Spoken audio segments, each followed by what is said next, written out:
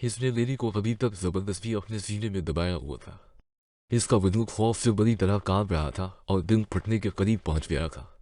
तुम और तुम्हारी टीम यही समझ रहे थे कि इस मिशन को तुम लोग लेड कर रहे हो, मगर हकीकत में ये मिशन कभी तुम लोगों का था ही नहीं। ये मिशन मेरा था और इसको पहले दिन से मैं ही लेड कर रहा था। एडम उसे सीने में दबाए उसके कान के करीब लब कुशाई कर रहा था। मेरे साथ काम करते लोगों को जब तक मालूम होने लगता है कि वो क्या काम किसके लिए क्यों कर रहे हैं, तब मैं उनको रास्ते से हटा देता। इसके लिए मुझे हर कुछ वैसे बाद इन सब लोगों को खत्म करना होता है, और इस बार ये काम तुमने और तुम्हारी टीम ने निपटा दिया, और उसके साथ वो सारा एक्सपायर हो चुका डगस भी ठिकाने लगा दिया जो फजूल में जगह खिले हुए था।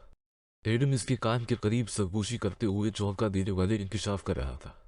रस्तम इस कहानी का आखिरी किरदार था जो आज तुमने ठिकाने लगा दिया। मुझे इसकी मौत का अफसोस है लिली, मगर यही यहाँ का उसूल है। अब मुझे फिर से नए लोग रखने हैं। एक नई कहानी के लिए वो लेला पर गिरफ्त कमजोर कर दिया था, जिस पर वो बेजान जिस्म की मानंद फिसलती हुई जमीन पर घुटनों के बल बैठ गई। लेला पर इस कदर खौफदारी हो गया था कि इसके लिए सांस लेना भी वो रह गया था। वो मौत को सामने देखकर सर झुकाए हुए थी कि तभी एडम इसके माथे पर पस्तिल तान गया और वो दोनों आंखें जोर से बंद के गोली चलने का इंतजार करने लगी। तुम्हें याद है जब तुम पहली बार मेरे सामने आई थी, तब भी इसी तरह घुटनों के बल जमीन पर बैठ गई थी। मैं तब भी जानता था कि तुम्हारी असलियत क्या है और तुम किस मकसद से आई हो। अगर मैंने तुम्हें मारना होता तो तब ही मार देता, या तुम्हें तब मारता जब तुम हक की दावेदार होते हुए झूठ बोल रही थे। वो लेला के सर से पस्तिल हटा गया था। नींद नींद मुझे मार दो। एडम लेला की आवाज उसके गले में ही अटकी रह गई थी। मैंने तुम्हें कहा था ना लेला कि मैं तुम्हें तकलीफ नहीं दूंगा। एडम का अंदाज रवायती था, मगर लेला मुश्किल से निकलती सांसों को नॉर्मल करने के लिए लंबे लंबे सांस ले रही थी। तुम्हारा मुझे गोली मारना मुझे हर तरह की तकलीफ से आज़ाद कर देगा। जिंदगी के एक और धोखे के बाद वो मर जाना चाहती थी। इस पूरे सफर में जब भी वो कमजोर पड़ी थी, इसने हमेशा खुद को एक ही हौसला दिया था कि वो इंसानियत के लिए काम कर रही है। वो यूरोप के लोगों को बचाने के लिए अपनी जिंदगी दांव पर लगाए हुए है, मगर ऐसा कुछ नहीं था। वो तो शुरू से अनजाने में एडम का काम ही कर रही थी। वो सर झुकाए बैठी थी कि तभी एडम इसके दोनों कंधों को दबोचते हुए उसे वापस उठा गया। जब मुझे लगा कि तुम्हें मर जाना चाहिए, तब मैं इस काम के लिए तुमसे इजाजत ले मांगता। एडम इसके बरहना बदन पर एक नजर डालते हुए इस पर अपनी जैकेट डाल गया था, जो सर्दी और खौफ से सारा जर्द हो चुका था। इस जैकेट की जेब को ऊपर चढ़ाते हुए एडम अपनी बात को मजीद आगे बढ़ा गया। आइंदा अगर हमारी मुलाकात हो तो कोशिश करना तुम पूरे लिबास को पहने हुई हो। मुझे तुम्हें नंगा देखने का शौक नहीं है। वो जेब चढ़ाते चढ़ाते अपना हुक्म सुना गया था, जिसको वो झुकी नजरों से सुन रही थी। क्या मैं अब कभी तुम्हारा हम नहीं बन पाऊंगी? जिला ने हिम्मत करके पूछ लिया था। तुम एक अच्छी एजेंट हो लीला, और तुम्हें यही काम सूट करता है। वो लीला के हाथ को दबोचे उसे कमरे से बाहर ले जाने लगा, मगर शायद वो जवाब दिए बगैर अभी यहाँ से हिलना ही नहीं चाहती थी। वो अपने कदम मजबूत कर गई थी, मगर एडम के सामने वो भरा कितनी मजामत कर सकती थी। वो उसे खींचता हुआ कमरे से बाहर ले गया और वो भारी कदमों के साथ उसके पीछे पीछे चलने लगी। वो नहीं जानती थी कि एडम इसे कहाँ खींचता ले जा रहा है। वो बस खंचती चली गई। वो उसे कमरे से बाहर घर के सहन में लाया, जहां से वो दोनों एक खुफिया दरवाजे को खोलते हुए जमीन के अंदर सीढ़ियां उतरते चले गए। इन सीढ़ियों ने इन दोनों को जीरो जमीन भीगी गुजर तक पहुंचा दिया था। जेरा के लिए ये सब बहुत नया था। इसे बिल्कुल समझ नहीं आ रही थी कि ये सब क्या हो रहा है। वो बस हैरानी से इधर उधर देख रही थी। शायद ये कोई जीरो जमीन रास्ता था और इसी वजह से वहां की एक गाड़ी खड़ी की गई थी। एडम उसे इस गाड़ी में सवार कर गया और वो इस गाड़ी की लाइट के सहारे तेजी से सफर तय करने लगे। यह खासा तवील रास्ता जो उन्होंने खामोशी से तय किया था। कुछ मिनट की तेज दवाइयों के बाद वो गाड़ी एक दरवाजे तक रखी, जहां से वो पैदल सफर करते हुए आगे की तरफ चल पड़े। लेला जैसे जैसे आगे बढ़ रही थी, वैसे वैसे वो हैरत में गुम होती जा रही थी। इसके इर्द गिर्द एक मुकम्मल जहान आबाद था, जहां लोग धड़ाधड़ काम में मसरूफ थे। वहाँ मनोटनों के हिसाब से हेरोइन और दूसरी डरबस मौजूद थी। अगरचे वो डरबस के खिलाफ ही ऑपरेशन कर रही थी, मगर उसने आज जिंदगी में पहली बार उन डरबस को देखा था। वो हैरत ज़्यादा आंखों से बगैर कोई सवाल पूछे फकत चलती जा रही थी। वो दोनों चलते एक बंद कमरे में पहुंच गए, जहां बड़ी बड़ी स्क्रीनों पर सब नजर आ रहा था। यार इस वक्त 750 करोड़ यूरो की डरबस है, जो अफ्रीका और एशिया से यूरोप में रखी की गई है।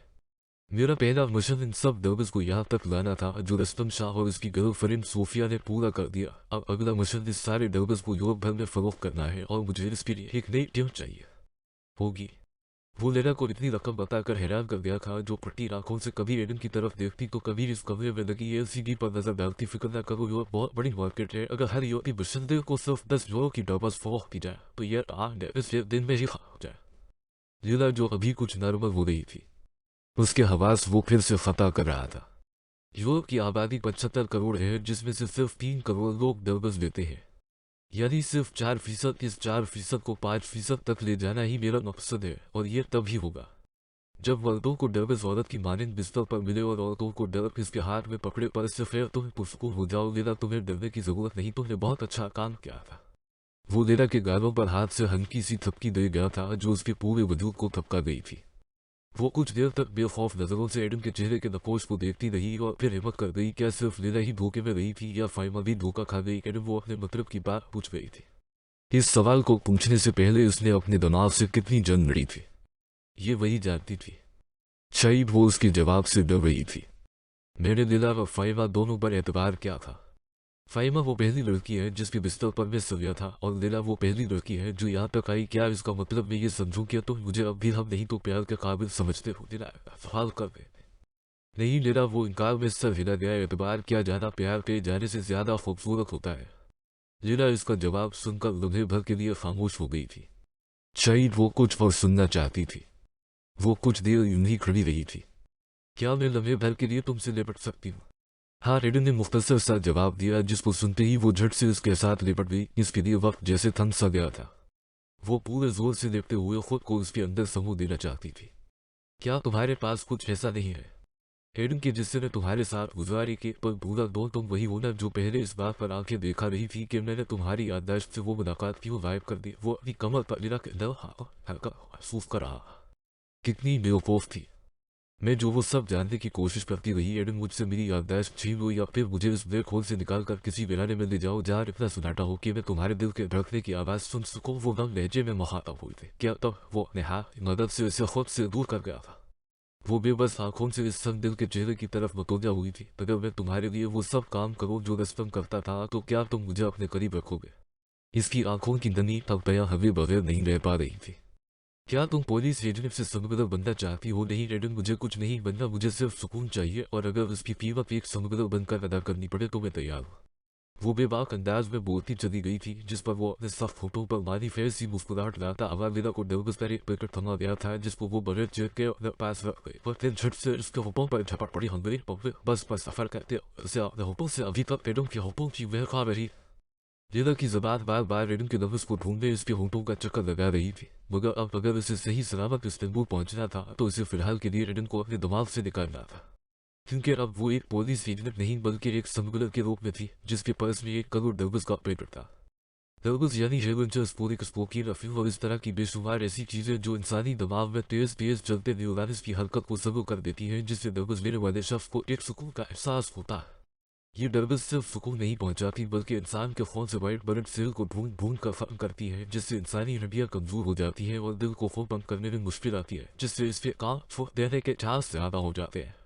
यही नहीं, ये जहर इंसानी मादे को भी नुकसान पहुंचाता है, और जैसे ही इंसानी मादे खराब होता है जिगर कमजोर होना शुरू हो जाता है, क्योंकि मादे खराब होने की वजह से इसे पूरी ताकत नहीं मिल रही होती। इंसान का जिगर खत्म तो मतलब जिस्म में ताज़ा खून की पैदाइश खत्म, वही खून जिसमें वाइट ब्लड सेल खत्म थे। इसी खून को पूरे बदन में गर्दिश करनी है।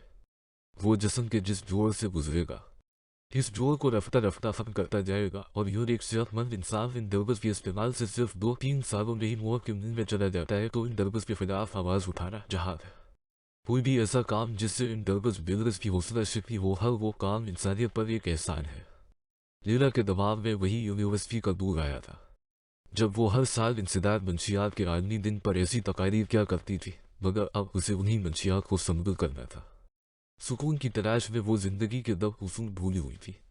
वो सर को झटक कर इन तमाम सोचों को दिमाग के किसी कोने में दफन कर गई। इसे अपने टास्क पर तवज्जो देनी थी। इस बार इसे किसी प्रायोगिक खुफिया रास्ते से इस्तांबुल नहीं पहुंचाया जाना था, बल्कि उसे आम लोगों की तरह पब्लिक ट्रांसपोर्ट इस्तेमाल करनी थी।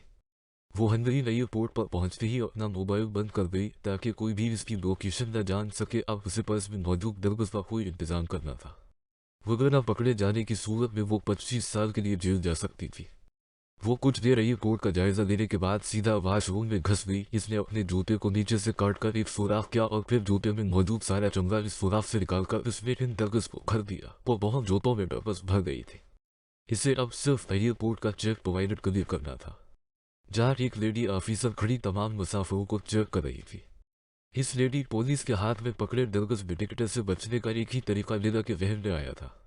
इसने आंखें बंद करके एक लंबा सांस लिया और फिर हाथ में पकड़ा जूता अपने पाँव के जख्म पर दे मारा, जिससे फौरी खून बने लगा। वो अपने हाथ में दोनों जूते पकड़कर वॉशरूम से बाहर आई ही थी कि इसकी तवक्को के एन मुताबिक एयरपोर्ट सेफ्टी का उसे फर्स्ट एड के लिए ले गया। आर ओ के विल फर्स्ट फिर धीरे के बाद होश से मुखाफा हुए थे, जिस पर लेला ने एक नजर अपने पाँव पर डाला, जहाँ एक बड़ी सी पार्टी लेती हुई। यही को वो चाहती थी। यह स्थायी एम मौके था न कि क्या आप मुझे इसलिए तक छोड़ सकते हैं।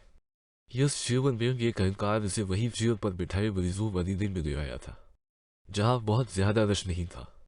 वो वही चेयर पर बैठी हाथ में जूते पकड़े अपनी बारी का इंतजार करने लगी थी। उसका दिल जोर जोर से धड़क आया था। वो अच्छे से जानती थी कि नर्वस संतुलन की सजा क्या हो सकती है। इसे किसी भी तरह खुद को नॉर्मल रखना था और इस सारे सफर में वो बदतरीन हालात में भी खुद को नॉर्मल करना सीख गई थी। अपनी बारी पर वो लेडी ऑफिसर की तरफ बढ़ती एक लंबे सांस के साथ खुद को नॉर्मल कर गई थी।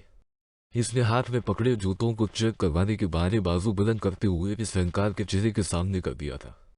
What you doing man? वो अपने चेहरे के करीब जूते देखकर हकारत से बोली थी, जिस पर दिला वो जूते जमीन पर फेर गई। एम सॉरी मैन, वो दरअसल मेरे पाँव जख्मी है तो मैं जूते पहन नहीं सकती थी। यो बल्दी यशीनस यू इन्हीं से सॉरी मैम सॉरी लिदा मासूमियत से माजरत कर रही थी। Just get out from 10 country. इसने लिदा को रस्मी सा चेक किया था और जूतों को तो देखना भी गवारा नहीं किया था। शिवर मैम लिदा दोबारा हाथ में जूते पकड़कर सीधा जहाज में बैठ गई, जो उसे अगले 1 घंटे में इस्तांबुल एयरपोर्ट पर उतार दिया था। जब वो इसी चालाकी से इस्तांबुल एयरपोर्ट से बाहर आई तो वहां रात ढल चुकी थी। इसलिए वो इन डर्बस को डिलीवर करने की बजाय सीधा अपने होटल रूम ले गई। छवि और रस्तम की आवाज समाज से टकराते ही वो एकदम चौंक गई थी। इसे ये सब वन लगा था कि तभी वो उसे बिस्तर पर हिला दिया। रस्तम वो बिस्तर में लेगी ही फटी आंखों से उसे देखने लगी थी, जो उसके कमरे में खड़ा मुस्कुरा रहा था। तेरे को क्या लगा छमिया के? रस्तम छो बनता हो गया। वो सवालिया अंदाज अपनाए हुए लेला को बिस्तर पर ही दबोच गया था। वो इस पर खुद को झुकाते हुए लेला को बेबस कर गया। तेरे को मालूम रहने का कि रस्तम जोर के माफो चिपक जाता और फिर जितना भी उसे चिपका रहता, वो अपनी खौफनाक आंखों का लेला पर डाला, जो अचानक से उसे देखकर सदमे चली गई। तेरे को मालूम, जब रस्तम तेरे को उस कोठे से लेने गया था तो भूखी कती के मवाफा बहुत बच रही थी, और जब रस्तम तेरे को नंगा किया तो सारी हवा खस हो गई। मेरे को तब ही समझ जाना चाहिए कि तेरे जैसी औरत को पहले दिन से डांटा जहाँ कर रखना चाहिए, तभी तुम जैसी औरत थी। देखो मेरे को भी टपकाने लगी। सिर्फ अपने यार की खातर वो वसे से इसके बाल नोच रहा था। क्यों मारा मेरे को? कती औरत देते तुम डेडम से गद्दारी कर रहे थे। रस्तम और तो कौन सा हाजिर है? तू भी तो अपनी टीम और इस फले को धोखा दे रही, सिर्फ अपनी आग बुझाने को। इस हिसाब से तो तेरे को जिंदा जमीन में बैठना चाहिए। नहीं, मैंने किसी को धोखा नहीं दिया। वो मजामत करते हुए अपने बात छुड़ा गए थे। मैं टेडम से प्यार करती हूँ। रस्तम घंटा हा घंटा प्यार करती है तो तेरे को सिर्फ अपनी आग ठंडी करने का। जो भी तेरे पर चढ़ता तेरे को इसी से प्यार होता है। कभी फारिस, कभी फेरोज, कभी वो ठदा, कभी एडन। मेरे को मालूम, अगर मैं भी तेरे पर चढ़ा होता तो मेरी माशोका होती। बकवास है सब। रस्तम वो हंसी हुई थी। ये उन्हें भूने वाले डंडे डराने वाले डरावे मेरे को नहीं दिखाने का समझी। मेरे को मालूम तो मेसनी कती है। छनिया तेरे को सिर्फ अपनी आग ठंडी करने का। तेरी तरफ से बाकी सब जाए भाड़ में तो कती के माफो पूरे साल कुत्ते फुक पर चढ़ाएगी। अभी देख रस्तम तेरे को कैसे ठंडा करता है। वो एक ही झटके से इसकी शर्ट फाड़ गया था। लीला रोते हुए मजामत करने लगी थी। तेरे को मालूम ना कि अगर तू ज्यादा उछलेगी तो रस्तम तेरे को कहाँ गोली मारेगा। मेसनी छंगिया नहीं, छोड़ो मुझे। रस्तम में शोर मचाऊंगी। लीला तेजी से हाथ पांव मारने लगी थी कि वो चटाफ से एक थप्पड़ लीला के चेहरे पर जड़ गया। वो झट से उठकर बैठ गई थी। अपनी तेज चलती सांसों को नॉर्मल करने के लिए उसने पानी का गिलास एक ही सांस में खत्म कर दिया था। इसने जब मोबाइल पर टाइम देखा तो ये सुबह के 4 बज रहे थे। अगरचे ये एक ख्वाब ही था, मगर रस्तम के अल्फाज सुबह होने तक उसके कानों में गूंजते रहे और उसको जहनी अजियत देते रहे। अगर एडन को धोखा देने की सजा मौत है तो इंटेलिजेंस को धोखा देने की सजा क्या हो? छनिया तो भूखी कती है। छनिया तेरे को हर मर्द से एक ही काम करवाने का। अगरचे वो पीटर और मारक के सामने इंटेलिजेंस दफ्तर में बैठी थी, मगर उसका दिमाग अभी भी इस ख्वाब में गुजरा हुआ था। लीला पुरसुकून हो जाओ और वहाँ जो भी वो खुद को पुरसुकून करके बताओ। पीटर लीला के सामने पानी का गिलास रख दिया था। वो कुछ देर तक पानी के गिलास को खामोशी से घोलती रही और फिर अपने जूते इस टेबल पर रखकर इनमें से डरबस निकाल गई। तुम्हें मना क्या था? लेला के वहां से किसी भी सूरत कोई चीज मत लाना। मारक डरबस के पैकेट देखकर भड़क उठा था। ये डरबस इसने ही मुझे दिए है। इंस्पेक्टर वो अच्छे से जानता है कि मैं कौन हूँ। लेला चौंका देने वाले इंकशाफात पीटर और मारक के सामने कर गई थी, जिसको सुनकर एक दफा इन दोनों को भी जोर का झटका लगा। हमने जो भी मिशन किया वो सब एक फरार था। हमने वही किया जो वो चाहता था। ये इंकशाफात सुनकर जो पानी का गिलास पीटर ने कुछ देर पहले लीला के सामने रखा था, वही अब उसे खुद पीना पड़ गया था।